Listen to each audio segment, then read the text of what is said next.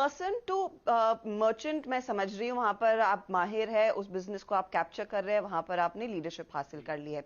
Person to person में जो UPI transaction है, क्या वहां पर आपको लग रहा है कुछ अग्रेशन दिखाने की जरूरत है, या फिर वो आंकड़े मैटर नहीं करते, उस बिजनेस में आप उतरना ही नहीं चाहते? एक्चुअली ये बहुत अच्छा सवाल पूछा है, क्योंकि person to person money transfer एक बैंक अकाउंट से दूसरे बैंक अकाउंट का पेमेंट होता है जी। तो असलियत में जो सारा डेटा और सारी ओनरशिप है वो बैंक की ही होती है। कोई भी ऐप उस मनी ट्रांसफर जिसको कि person to person money transfer एक यूपीआई के द्वारा करते हैं, उस डेटा को यूज किसी भी और चीज के लिए नहीं कर सकता। ये रेगुलेशन है।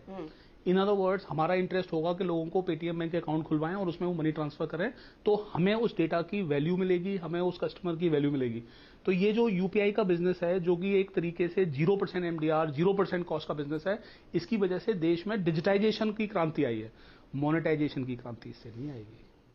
हेलो दोस्तों, अगर आप अपना पैसा शेयर मार्केट में इन्वेस्ट करके लाखों रुपए कमाना चाहते हैं तो आज ही आप स्टॉक के साथ जुड़कर अपना डीमैट अकाउंट आप बिल्कुल फ्री में ओपन कर सकते हैं, जहां पर आपका ब्रोकरेज चार्जेस बिल्कुल ना के बराबर लगता है। ब्रोकरेज लगता है तो सिर्फ इंट्राडे ट्रेड में, वह भी सिर्फ 20 रुपए। तो आज ही आप स्टॉक के साथ में जुड़ सकते हैं, लिंक डिस्क्रिप्शन में है, क्लिक करें और अकाउंट ओपन।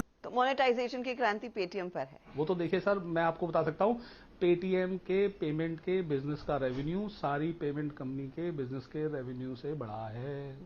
तो मधुर, वो आंकड़े हमारे साथ शेयर कीजिए, क्योंकि ऑफ कोर्स पिछले साल लॉकडाउन के चलते आपने कहा कॉमर्स में ठप पड़ गया था, लेकिन अच्छी खासी ग्रोथ डिजिटल पेनिट्रेशन में देखने को मिली और उसका फायदा वो डिजिटल अडॉप्शन का दिखा है। तो अब यहां से जो पिछले साल का आपको आप क्या कह सकते हैं रनवे मिला है, उस पर आप कितना बिल्ड कर पाएंगे, क्या प्रोजेक्शंस है कंपनी? तो हमने जून के नंबर्स बताए थे हमारे प्रोस्पेक्टस में, तो उसमें हमने दिखाया था कि हमारा रेवेन्यू जो है वो 62% ईयर ऑन ईयर ग्रो किया है। तो 62% रेवेन्यू ग्रोथ, क्योंकि आई नो लास्ट ईयर का नंबर कोविड हुआ, जैसे विजय ने समझाया, कॉमर्स का बिजनेस ये वो, तो 62% रेवेन्यू ग्रोथ। और हमें कॉन्ट्रीब्यूशन प्रॉफिट ध्यान रखते हैं, जिसमें हम सारे कैशबैक और वो सब निकाल देते हैं। तो वो हम लास्ट ईयर, ये बहुत अच्छी चीज हुई कि हम कंट्रीब्यूशन प्रॉफिट पॉजिटिव हो गए, तो हमारा कंट्रीब्यूशन प्रॉफिट बनता है। लास्ट ईयर से इस ईयर जून में हमारा ट्रिपल हो गया वो नंबर, तो 250 करोड़ का कंट्रीब्यूशन प्रॉफिट हमने फर्स्ट क्वार्टर में बनाया। तो जो बिजनेस है वो बहुत ज्यादा एफिशिएंट हो गया है हमारा, एंड 62% रेवेन्यू ग्रोथ दिखा रहा है। एंड जैसा विजय ने कहा कि कंज्यूमर्स भी बढ़ रहे हैं, मर्चेंट भी बढ़ रहे हैं, वो जितने ट्रांजैक्शन कर रहे हैं, जीएमवी जो आपने कहा पर्सन टू मर्चेंट ट्रांजैक्शन, उसके वैल्यू को हम जीएमवी कहते हैं, तो वो भी बढ़ रहा है और बिजनेस इतना एफिशिएंट हो गया है कि काफी अच्छा कंट्रीब्यूशन प्रॉफिट। लेकिन क्या ये फिर तेजी आप सस्टेन कर पाएंगे, क्योंकि कभी तो नॉर्मल सी आएगी, it's not going to be the same as 2020। No, अभी हमें जो दिख रहा है, हमने सितंबर का भी जीएमवी बताया, वो भी ओवर 100% ईयर ऑन ईयर चल रहा है। ठीक है। तो लोगों की क्या है, वो हैबिट काफी चेंज हो रही है। जो टेक्नोलॉजी का टेलविंड है हमारे मार्केट में, वो बहुत स्ट्रांग है, राइट? क्योंकि एवरी डे कोई नए लोग होते हैं जो बोलते हैं कि जो मैं कैश से पेमेंट करता हूं या उससे पेमेंट करता हूं, वो मुझे नहीं समझ में आ रहा है, या कोई उनको समझा देते हैं कि नहीं आप डिजिटल करोगे तो आपको काफी आसानी हो जाएगी। मर्चेंट्स भी काफी एक्सेप्ट करना चालू कर रहे हैं, तो वो भी कस्टमर्स को इंकरेज करते हैं कि आप कैश क्यों दे रहे हैं, आप ये डिजिटल से दे दें। हम भी और टेक्नोलॉजी दे रहे हैं मर्चेंट को, जैसे पेटीएम साउंड बॉक्स है, पेटीएम डिवाइसेस है, कि आप और कंफर्टेबल हो जाओ। क्योंकि आप अगर अभी देखें तो आपका बॉम्बे और दिल्ली जैसे शहर में 100% कवरेज नहीं है। बॉम्बे और दिल्ली जैसे शहर में सारी टेक्नोलॉजी सारी दुकानों पे नहीं पहुंची और सारे कस्टमर अभी उसको यूज नहीं करते।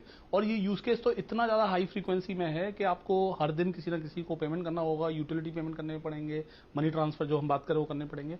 तो जो टोटल मार्केट की जो ग्रोथ जो आप कह रहे हो कि कभी ना कभी तो इसमें जो ग्रोथ है वो सेटल करेगी, वो मेरा मानना है कि वो अभी मल्टी ईयर्स अहेड है। अब कितने ईयर अहेड है उसका एक ही मैथमेटिक्स दिखा सकता है कि किस रेट ऑफ ग्रोथ से बढ़ रही है, उसके हिसाब से देखेंगे।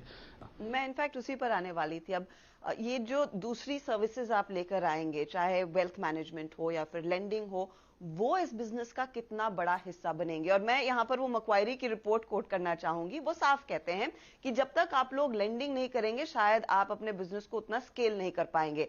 लेंडिंग में आप उतरे हैं, लेकिन कितना और मार्केट आप हासिल कर सकते हैं? तो सबसे बड़ी बात यह है कि देखिए, हमारा बिजनेस मॉडल लेंडिंग में लोन डिस्ट्रीब्यूशन का है, जिसकी आरबीआई द्वारा अनुमति जून 2020 में दी गई जी। तो लेंडिंग में हम उससे पहले उतर के उस मॉडल में नहीं जा सकते थे जो मॉडल हम अब आजकल चला रहे हैं। यानी कि उससे पहले हमें या तो एनबीएफसी बनना चाहिए था या फिर हमें क्रेडिट बुक होल्डर बनना था। जून 2020 में आरबीआई ने डिजिटल लैंडिंग प्लेटफॉर्म करके कॉन्सेप्ट को लॉन्च किया, जिसमें बताया कि आप अगर डिजिटल लैंडिंग प्लेटफॉर्म तो क्या कर सकते हैं।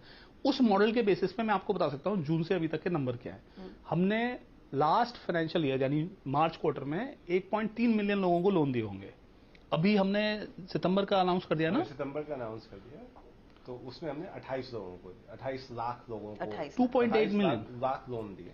तो आप सोचो ईयर ऑन ईयर ग्रोथ देखो, जो आप क्वार्टर में कर रहे थे वो आप महीने के लेवल पे आ गए हो। So the best part I can tell you is that this is something which is, I mean, I don't want to put adjectives because this is a tsunami of volume that we are seeing here. I can only tell you that our lending partners have a problem कि आप इतनी speed पे request कैसे भेज रहे हो यार, इसको थोड़ा कम करो, थोड़ा कम करो, थोड़ा कम करो।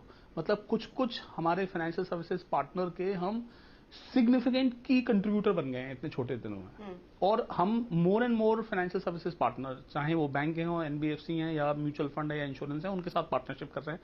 और बिजनेस मॉडल में एक खास बात और बताना चाहता हूं कि 2 तरह से ऑनलाइन का बिजनेस मॉडल है। एक ये है कि सब लोग इंटरनेट पे जाके कस्टमर एक्वायर करते हैं, बैंक्स भी करते हैं, इंश्योरेंस कंपनी भी करते हैं, और बीच में कुछ लोग उसको चुंगी कर लेते हैं कि हमारे यहाँ आ जाइए, हम आपको दे देंगे। दूसरा होता है कि हम सबको अपनी मॉल में बुलाते हैं कि आप हमारी मॉल में आइए और आप अपनी दुकान खोलिए। यानी कि जो सेकंड वाला मॉडल है वो पेटीएम वाला मॉडल है, पहला वाला मॉडल है वो एग्रीगेटर वाला मॉडल है कि जी हम भी उस कस्टमर को वहीं से एक्वायर करते हैं जहां से बैंक करती है, तो उनको अनकंफर्ट होता है और उसमें कॉस्ट बढ़ती है उनकी। हमारे मॉडल में कि जी कस्टमर हमारे यहाँ बैठा हुआ है, आप यहाँ पे अपनी दुकान खोल लीजिए।